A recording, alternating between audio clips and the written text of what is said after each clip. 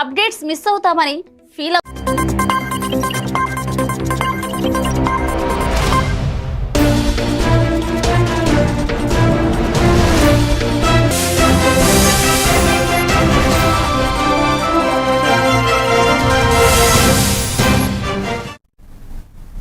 Welcome to A1 TV Telugu news. నేను భువన. Details చూద్దాం. ముఖ్యమంత్రి చంద్రబాబు అధ్యక్షతన ఏపీ కేబినెట్ సమావేశం జరిగింది. అజెండా అంశాలు ముగిశాక వివిధ అంశాలపై మంత్రులతో సీఎం చర్చించారు. కేబినెట్ సమావేశం ప్రారంభమైన అజెండా మంత్రులకు రాలేదని మంత్రి నాదెండ్ల మనోహర్ ప్రస్తావించారు. అజెండా ముందే వస్తే స్టడీ చేసుకుని కేబినెట్కు వచ్చే వీలు ఉండేదన్నారు. దీంతో కార్యదర్శులు పనితీరుపై ముఖ్యమంత్రి అసంతృప్తి వ్యక్తం చేశారు. వ్యవస్థలు రాను రాను మరింత ఉపయోగపడాల్సింది పోయి క్లిష్టంగా మారుతున్నాయంటూ అధికారుల తీరును ముఖ్యమంత్రి తప్పుపట్టారు. కార్యదర్శులు గతంలో సబ్జెక్టుల్లో భాగస్వాములవుతూ చర్చల్లో ఏ సందేహం వచ్చినా పూర్తిగా నివృత్తి చేసేందుకు చొరవ చూపేవారని సీఎం చంద్రబాబు గుర్తు చేశారు. ఇప్పుడు ఆ పరిస్థితి లేదంటూ అసంతృప్తి వ్యక్తం చేశారు.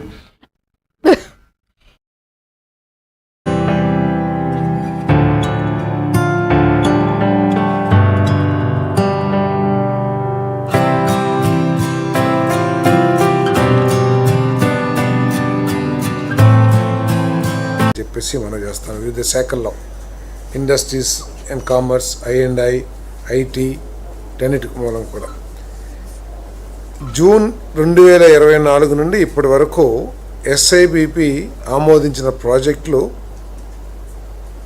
260, పరిశ్రమలు వాణిజ్యం 80, ఇంధన శాఖ 69, IT E&C శాఖ 49, పర్యాటన ప్రభుత్వ సహకారంతో ఇది సాధ్యమైందని చెప్పేసి భావిస్తా ఉన్నాం. మరి ఈ ఆమోదించిన యూనిట్స్లో 9,62,202 మందికి ఉద్యోగ అవకాశాలు లభించాయని చెప్పేసి కూడా నేను ఈ సందర్భంగా తెలియజేస్తాను. వీటికి అదనంగా ప్రభుత్వ డిపార్ట్మెంట్ ఏదైతే తెలంగాణ రాజకీయాల్లో ఆసక్తికర సన్నివేశం చోటు చేసుకుంది. సీనియర్ నేత మాజీ మంత్రి జీవన్ రెడ్డి ఎర్రపల్లిలోని ఫామ్ హౌస్లో బీఆర్ఎస్ అధినేత కేసీఆర్ను కలిశారు.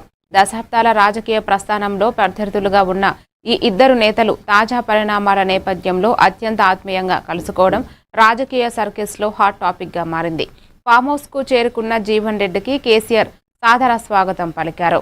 ఈ సందర్భంగా జీవన్ రెడ్డి ఎంతో భావోద్వేగానికి లోనయ్యారు. కేసీఆర్ను ఆత్మీయంగా ఆలింగనం చేసుకున్న ఆయన, అన్నా మీతో కలిసి పనిచేయడానికి నన్ను ఆ దేవుడే పంపాడు అంటూ చేసిన వ్యాఖ్యలు అక్కడున్న వారందరినీ ఆశ్చర్యపరిచాయి.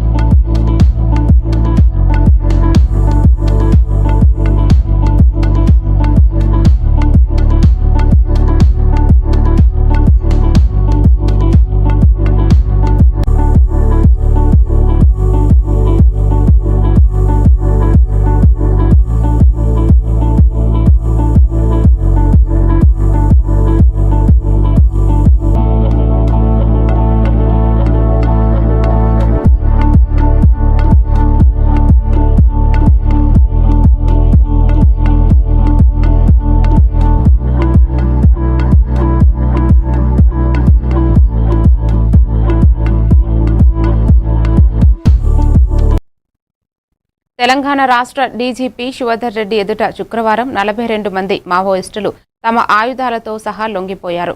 ఈ లొంగుబాటులో అత్యంత ప్రమాదమైన వ్యక్తి PLGA battalion deputy commander Kesalu battalion commander Devanna ఇప్పటికే లొంగిపోవడంతో కేసాలు నేతృత్వంలో కొనసాగుతున్న ఈ బృందం తాజాగా పోలీసులకు లొంగిపోయింది. వీరితో పాటు డివిజనల్ కమిటీ సభ్యులు, ఏరియా కమిటీ సభ్యులు కూడా ఉన్నారు. లొంగిపోయిన మావోయిస్టులు తమ వెంట తెచ్చిన సుమారు 40 అత్యాధునిక ఆయుధాలను డీజీపీకి అప్పగించారు. లొంగిపోయిన 42 మందిలో 41 మంది ఛత్తీస్గఢ్ రాష్ట్రానికి చెందిన వారు కాగా తెలంగాణకు చెందిన వారు కేవలం ఒక్కరు మాత్రమే ఉన్నారని డీజీపీ స్పష్టం చేశారు. ప్రస్తుతం రాష్ట్రంలో క్రియాశీలక మావోయిస్టు కేడర్ ఎవరూ లేరని, దీనితో తెలంగాణ ఇప్పుడు పూర్తి స్థాయిలో మావోయిస్టు రహిత రాష్ట్రంగా అవతరించిందని గర్వంగా ప్రకటిస్తున్నట్లు డీజీపీ వెల్లడించారు. With 10 magazines and 127 rounds of ammunition. అట్లాగే INSAS rifles 8 rounds of 8 magazines plus 121 rounds. అట్లానే ఒక 9mm stun gun along with 1 magazine and 29 rounds. .303 rifles 6 along with 6 magazines and 221 rounds.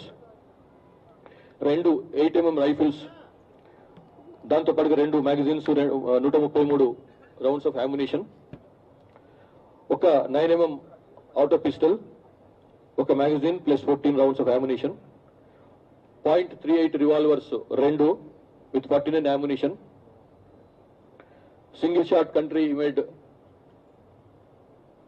ఇవే కాకుండా 8 గోల్డ్ బిస్కెట్స్, ఒక్కొక్కటి 10 తులాస్ ఉన్నది, అంటే 100 గ్రామ్స్ ఉన్నది. మొత్తం 800 గ్రామ్స్ ఆఫ్ గోల్డ్ బిస్కెట్స్ తోని కూడా బయటకు వచ్చిండ్రు. ఈ బయటకు వచ్చిన వాళ్ళల్లో ముఖ్యమైన ఆయన సోడి మల్లా ఎలియాస్ కేశాల్, ఎలియాస్ నిఖిల్. తెలంగాణ రాష్ట్ర రోడ్డు రవాణా సంస్థ ఉద్యోగులకు ప్రభుత్వం శుభవార్త చెప్పింది. సంస్థల్లో పనిచేస్తున్న వేలాది మంది కార్మికులు, ఉద్యోగుల ఆర్థిక ప్రయోజనాలను దృష్టిలో ఉంచుకుని 20.1% DA పెంచుతున్నట్లుగా రవాణా శాఖ మంత్రి పొన్నం ప్రభాకర్ అధికారికంగా ప్రకటించారు. ఈ నిర్ణయంతో ఆర్టీసీలో పెండింగుల్లో ఉన్న DAల ప్రక్రియ పూర్తిగా క్లియర్ అయినట్లుంది. ఈ మేరకు 2.1% గ్రోత్తో ప్రస్తుతం DA 50 నుండి 7% ఉండగా 52.8%కి పెరగనుంది. పెంచిన DAలు ఈ క్యాలెండర్ సంవత్సరం నుంచి వర్తించనుంది. ఇక గడిచిన 3 నెలల బకాయిలను రాబోయే 3 నెలల్లో ఒక్కో నెల సప్లిమెంటరీ బిల్లుల ద్వారా ప్రభుత్వం చెల్లించనుందని మంత్రి పొన్నం ప్రభాకర్ వెల్లడించారు. నుంచి 2.1% DA పెంచుతూ పెండింగ్ను కూడా జనవరి నుంచి ఇవ్వాల్సింది కూడా భవిష్యత్తులో సెటిల్ చేస్తూ అందరికీ ఈ యొక్క శుభవార్త తెలియజేస్తాను. మొదటి నుంచి కూడా సంస్థ 3 ప్రధాన అంశాల మీద పనిచేస్తూ ఉంది. తెలంగాణ ప్రజాపాలన ప్రభుత్వంలో ఒకటి కార్మికుల సంక్షేమము, ప్రయాణికుల సౌకర్యము, సంస్థ పరిరక్షణ, అభివృద్ధి. కాబట్టి ఇందులో భాగంగా సంస్థకు ప్రధాన ఈ విధంగా అనేక రకాల కార్యక్రమాలు చేస్తూ ఉంది. అందులో భాగంగా పెండింగ్లో ఉన్నటువంటి ఈ యొక్క DAను కూడా మరి 2.1% పెంచుతూ గతంలో ఉన్నటువంటి 48.6 నుంచి ఇప్పుడు 50.7%కి పెంచడం జరిగింది. ఇప్పుడు తెలంగాణలో ఉన్నటువంటి ప్రతి ఆర్టీసీలో ఉన్నటువంటి ప్రజాపాలన ప్రగతి ప్రణాళిక ఆరోగ్య వారోత్సవాల్లో భాగంగా రాష్ట్ర వ్యాప్తంగా నిర్వహిస్తున్న యోగా సెషన్స్ను గచ్చిబౌలి స్టేడియంలో తెలంగాణ ఆరోగ్య శాఖ మంత్రి దామోదర్ రాజనరసింహ ప్రారంభించారు. మంత్రి పొన్నం ప్రభాకర్తో కలిసి ఆయన యోగా చేశారు. ఆయుష్ డిపార్ట్మెంట్ ఏర్పాటు చేసిన స్టాల్స్ను మంత్రులు పరిశీలించారు. అనంతరం మంత్రి దామోదర్ రాజనరసింహ మాట్లాడుతూ ప్రజాపాలన ప్రగతి ప్రణాళికలో భాగంగా రాష్ట్ర వ్యాప్తంగా ఆరోగ్య వారోత్సవాలను నిర్వహిస్తున్నామన్నారు. చికిత్స కంటే నివారణ మంచిదనే లక్ష్యంతో ప్రజల్లో ఆరోగ్యకరమైన జీవన శైలిని ప్రోత్సహిస్తున్నట్లు ఆయన వివరించారు. ఆరోగ్యవంతమైన తెలంగాణ నిర్మాణం కోసం మనమంతా కలిసి ముందుకు సాగుదామని పిలుపునిచ్చారు.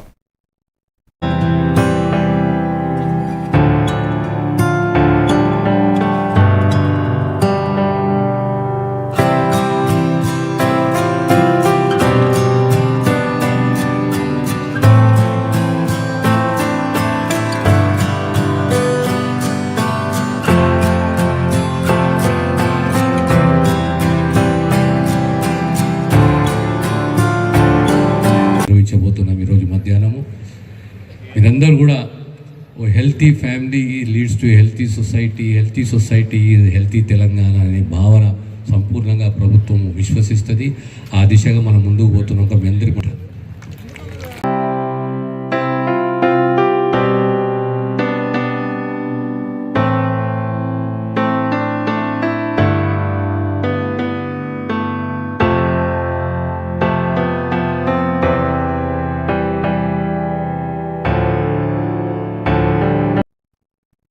సీనియర్ నేత జీవన్ రెడ్డి కాంగ్రెస్ పార్టీని వీడడం తొందరపాటు చర్యగా ఎమ్మెల్యే దానం నాగేంద్ర అభివర్ణించారు. పార్టీ సీనియర్ నేతగా ఎంతో సేవ చేసిన ఆయన పార్టీ వీడటం బాధాకరమన్నారు. ఆయనకు రాజ్యసభ సీటు ఇవ్వాలని సీఎం రేవంత్ రెడ్డి చివరి వరకు ప్రయత్నం చేశారని దానం వివరించారు. కానీ ఓపికగా ఉండకుండా జీవన్ రెడ్డి బీఆర్ఎస్లో చేరాలని నిర్ణయం తీసుకున్నారన్నారు.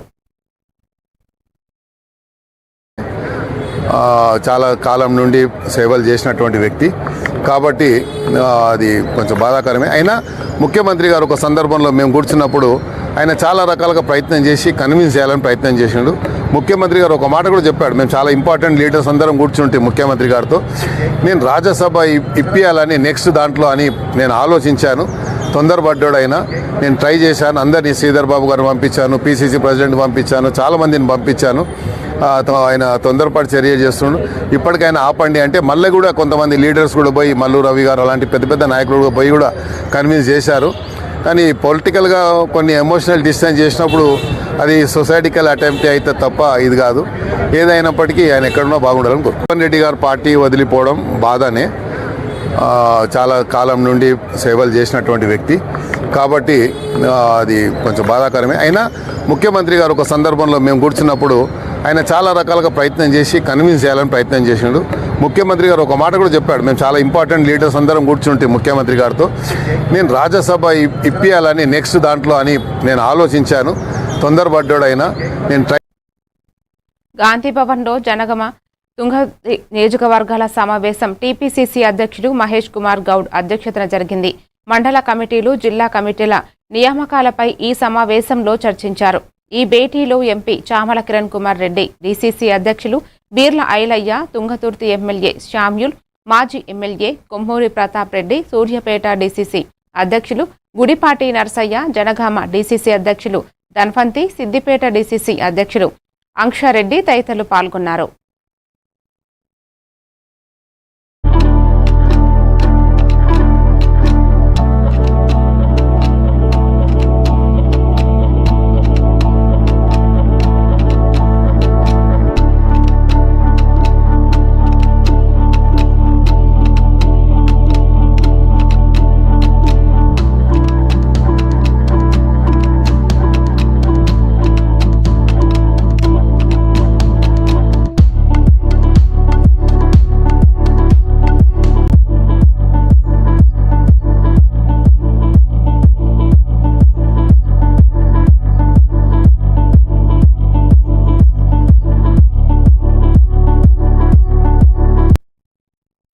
రాష్ట్రంలోని కాంగ్రెస్ ప్రభుత్వంపై తెలంగాణ జాగృతి అధ్యక్షురాలు కవిత తీవ్రస్థాయిలో ధ్వజమెత్తారు. బంజారా హిల్స్లోని తెలంగాణ జాగృతి కార్యాలయం ఆమె మీడియాతో మాట్లాడుతూ జీహెచ్ఎంసీ, హెచ్ఎండిఏ పరిధిలో జరుగుతున్న భారీ అవినీతికి ముఖ్యమంత్రి బాధ్యుడని ఆమె ఆరోపించారు. ప్రభుత్వ నిబంధనలకు విరుద్ధంగా తన అనుచరులకు ప్రభుత్వ పెద్దలు టెండర్లు ఇష్టాతీరంగా కష్టపెడుతున్నారని కవిత విమర్శించారు. జీహెచ్ఎంసీలో 1148 కోట్ల పనులకు నామినేషన్ పద్ధతి అప్పగించారు. ఇది తెలంగాణ స్టేట్ ఫైనాన్షియల్ కోడ్కు పూర్తి వ్యతిరేకమని మండిపడ్డారు. ప్లాట్లను, తెలంగాణ భూములను అమ్మకటాయి. ఒకటి ఔటర్ రింగ్ రోడ్డు, దాని మెయింటెనెన్స్, ఇంకోటి బుద్ధ పూర్ణిమ ప్రాజెక్టు, ఒకటి హెచ్ఎండిఏ, అట్లానే అర్బన్ ఫారెస్ట్రీ డిపార్ట్మెంట్ అని ఉంటుంది, మొక్కలు పెంచి పంచడం అవి చేస్తూ ఉంటారు. ఇంకోటి ప్లానింగ్ డిపార్ట్మెంట్ ఒకటి ఉంటుంది, ఇంకోటి విజిలెన్స్ అండ్ ఎన్ఫోర్స్మెంట్. ఇవి ప్రధానంగా ఉండేటటువంటి డివిజన్లు. మనము గ్రామాలలో ఉండేటటువంటి పంచాయతీరాజ్లో కూడా 5 లక్షల రూపాయలను కూడా నామినేషన్ పద్ధతిలో ఎవరికి వర్క్స్ ఇవ్వం. 5 lakhs కూడా టెండర్ పెట్టాల్సిందే అంటారు. 4.99 దాటితే టెండర్ పెట్టాల్సి. ఈకో పార్క్ రాజేందర్ నగర్ లో, కొత్వాల్గూడలో 50 కోట్లతో ఈకో పార్క్ చేస్తే 50 కోట్లు కూడా నామినేషన్ బేసిస్ మీద ఇచ్చిన వర్కే. అది ఈ గవర్నమెంట్ చేస్తున్నది ఏం కాదు. బీఆర్ఎస్ గవర్నమెంట్ ఉన్నప్పటి నుంచి మా దగ్గర ఆర్టీఐలో 2017-18 నుంచి డేటా ఉంది. 2017-18 నుంచి మొన్న 2021-22 వరకు బీఆర్ఎస్ హయాంలో 4. హైదరాబాద్ నగరంలో బహిరంగ ప్రదేశాల్లో చెత్త కనిపించకుండా ఉండేలా 99 రోజుల ప్రణాళిక కార్యక్రమం నిర్వహిస్తున్నామని ఖైరతాబాద్ ఎమ్మెల్యే దానం నాగేందర్ అన్నారు. ఫ్రైడే డ్రైడే కార్యక్రమంలో భాగంగా Khairatabad divisional zonal commissioner Priyanka ఆలతో కలిసి శానిటేషన్ ర్యాలీ నిర్వహించారు. అధికారులకు ప్రజలు సహకరించాలని, ఎక్కడ పడితే అక్కడ చెత్త వేయకుండా చూసుకోవాలని ఆయన ఈ సందర్భంగా అన్నారు. మా ఏరియాలో ఈ ప్రాబ్లం ఉంటుందని డిపార్ట్మెంట్కు మనము చెప్పినట్టయితే వాళ్ళు చర్య తీసుకోకుండా ఇచ్చేయాలి. మనం ఏదో చేసుకొని దోమతెర వేసుకొని వచ్చి చేస్తలేరు అంటే అదేమవుతుంది, దాని ఒక్క రోజు గురించి అది పబ్లిసిటీ వస్తుంది కానీ తప్ప ప్రజా సమస్య పరిష్కారం కాదు కదా. ప్రజా సమస్యలు ఎప్పుడైతే డిపార్ట్మెంట్ సిబ్బందికి తీసుకొచ్చి సిబ్బందిని చెప్పాలి, ఇగో మా దగ్గర ఈ ప్రాబ్లం ఉంది, చేయకపోతే చెప్పడం జరిగింది. పెద్ద ఎత్తున ఇది తీసుకుంటే తప్ప హైదరాబాద్లో అన్ని రకాలుగా ఆరోగ్యపరంగా కానీ లేకుంటే కల్చర్ వైజ్గా కానీ లేకుంటే హైదరాబాద్లో ఉన్నటువంటి అన్ని రకాల సౌకర్యాలు ఉంటాయి అన్నటువంటి ఒక కాన్ఫిడెన్స్ మనం ఎంఫసైజ్ చేస్తే తప్ప మల్టీనేషనల్ కంపెనీస్ రావు. అదే ఆలోచనతో ముఖ్యమంత్రి గారు ఈ 99 రోజుల ప్రజాపాలనలో భాగంగా ఇలాంటి మాజీ మంత్రి సబితా ఇంద్రారెడ్డి ఆధ్వర్యంలో రంగారెడ్డి అడిషనల్ కలెక్టర్ను కలిసిన బీఆర్ఎస్ నేతలు బృందం కలిసింది. నాథర్గుల్, కోహెడలలో ప్రభుత్వ భూముల అన్యక్రాంతంపై అడిషనల్ కలెక్టర్ చంద్రారెడ్డికి వారంతా కలిసి ఫిర్యాదు చేశారు. ప్రభుత్వ భూములను కబ్జా చేస్తున్న ప్రైవేట్ కంపెనీలపై చర్యలు తీసుకోవాలని బీఆర్ఎస్ నేతల బృందం విజ్ఞప్తి చేసింది.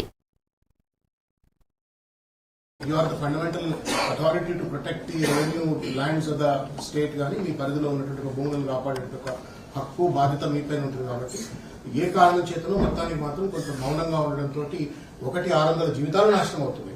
2 దాదాపు 7,000 కోట్ల రూపాయల విలువైనటువంటి భూములను అప్పనంగా ఇవాళ చట్టాలతో పరిమితం లేదని సంబంధం లేదన్నట్టుగా, కోర్టు తీర్పులు గౌరవం లేదన్నట్టుగా ఇవాళ ఆ భూములను కబ్జా చేయాలని చెప్పి ప్రయత్నం చేస్తా ఉన్నారు. ప్రభుత్వం పెద్ద ఎత్తున ఒక మ్యూట్ స్పెక్టేటర్ మాదిరిగా ప్రేక్షక పాత్ర పోషిస్తూ ఉంది. పరోక్షంగా వాళ్లకు మద్దతు ఎవరికి అంతుపట్టినటువంటి ఒక పెద్ద ప్రశ్న అదొకటి. మేమేం కోరుతున్నామంటే బేసిక్ గా మీకు కోరేది ఒకటే అండి, ఇమీడియట్ గా ఆ స్థలాల్లో నుండి ఆల్ఫా ఎస్టేట్స్ కానీ, ఒమేగా డెవలప్మెంట్ వెంచర్స్ కానీ, కోహినూర్ కంపెనీ కానీ వీళ్ళందరినీ కూడా ఇమీడియట్ గా అక్కడ నుండి ఎవిక్ట్ చేయండి. Considering the matter is subsidised in supreme court. Number 1. Number 2, evict చేయమని చెప్పని కోరుతా ఉన్నాము. తర్వాత ఈ 600 మంది రైతులు ఎవరైతే ఉన్నారో ఇప్పియండి, ఇది మా యొక్క అభ్యర్థన మీకు. తర్వాత వాళ్ళందరికీ కూడా పట్టాలు, వాళ్ళు ఏళ్ల తరబడి వాళ్ళు అక్కడ కూర్చొని వాళ్ళ రైతులు పాపం అందులో అంతా పేద కులాలకు సంబంధించిన. నిజామాబాద్ ఎంపీ అరవింద్ తనపై చేసిన వ్యాఖ్యలపై కవిత ఘాటుగా స్పందించారు. అరవింద్ ఎవరో సగం మంది నిజామాబాద్ ప్రజలకే గుర్తులేరు. ఆయన మాటల్లో ఎప్పుడూ స్పష్టత ఉండదని వ్యాఖ్యానించారు. తెలంగాణ ఆడబిడ్డలు స్వయం ప్రతిపత్తి గులవారని, ఎవరో మద్దతు ఇస్తేనే తాము గెలుస్తామనడం అరవింద్ అహంకారానికి నిదర్శనమని కవిత చెప్పారు. నేను తెలంగాణ అన్నది సగం మంది గుర్తులేదు, మా నిజామాబాద్ వాళ్ళకే గుర్తులేదు ఆయన ఎవరు అన్నది. ఆయన గురించి నేను మాట్లాడేందుకే, ఆయన ఏం మాట్లాడతాడో ఆయనకే అర్థం కాదు. పొద్దున ఏం మాట్లాడతాడో రాత్రి ఏం మాట్లాడతారో, ఒక రోజు ఒక మాట, ఇంకో రోజు ఇంకో మాట. అట్లాంటి వాళ్ళ గురించి మాట్లాడి నేను టైం వేస్ట్ చేయదలుచుకోలేదు. తెలంగాణ ఆడబిడ్డలు స్వయం ప్రతిపత్తి కలిగినటువంటి వాళ్ళు, స్వతంత్రంగా ఆలోచించుకునేటటువంటి శక్తి ఉన్నవాళ్ళు. నేను తెలంగాణ ఉద్యమంలో రాటుదేలి ప్రజల మధ్యలో ఉండి ప్రజల మధ్యలో బతికి ప్రజల కోసం పనిచేయడానికి వస్తున్నటువంటి ఒక ఆడబిడ్డను. నన్ను పట్టుకొని ఎవరో మద్దతు ఇస్తే మీరు బతుకుంటారు. వైశాఖి వేడుకలకు బీఆర్ఎస్ వర్కింగ్ ప్రెసిడెంట్ కేటీఆర్ను గురుద్వారా ప్రతినిధులు ఆహ్వానించారు. వేడుకలకు సంబంధించిన ఆహ్వాన పత్రికను గురుద్వారా కమిటీ సభ్యులు ఆయనకు అందజేశారు. అమీర్పేట్ గురుద్వారా సాహిబ్ ఆధ్వర్యంలో వచ్చే వారం కల్సా సాజన దివస్ను ఘనంగా నిర్వహించనున్నారు.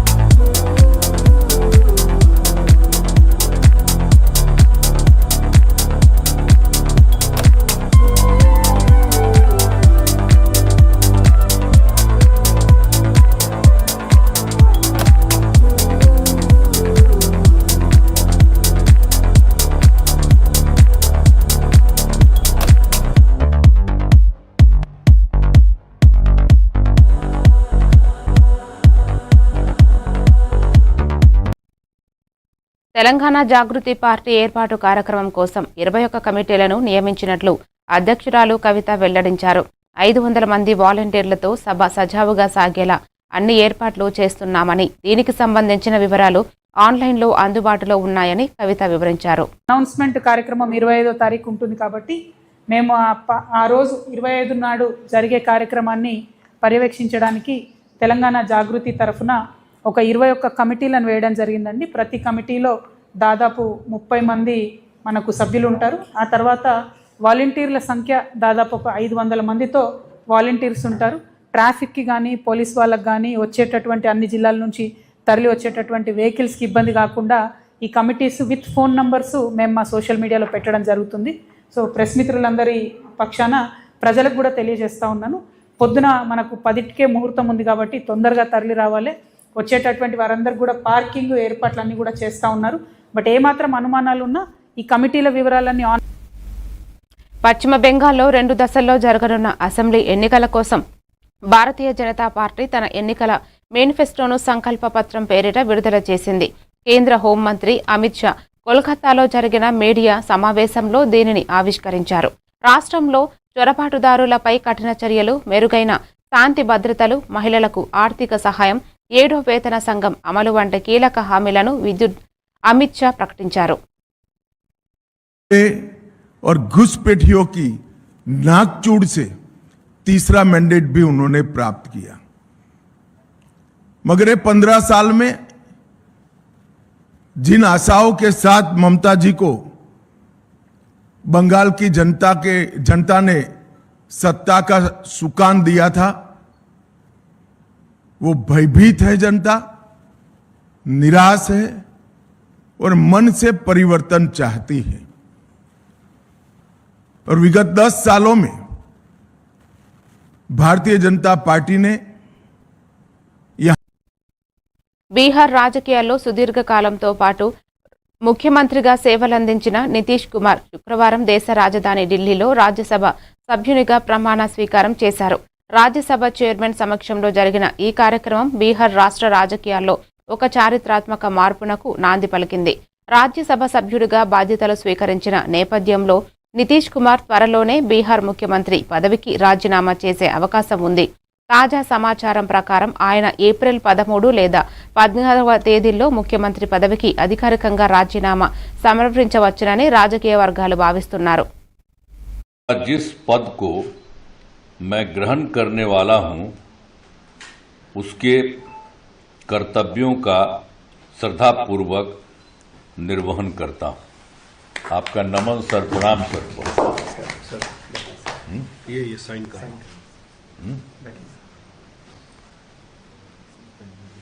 क्या कैसी से कुछ इसको नहीं कुछ करना, इससे साइड उसमें भी तो करना पड़ेगा. नहीं इसमें नहीं.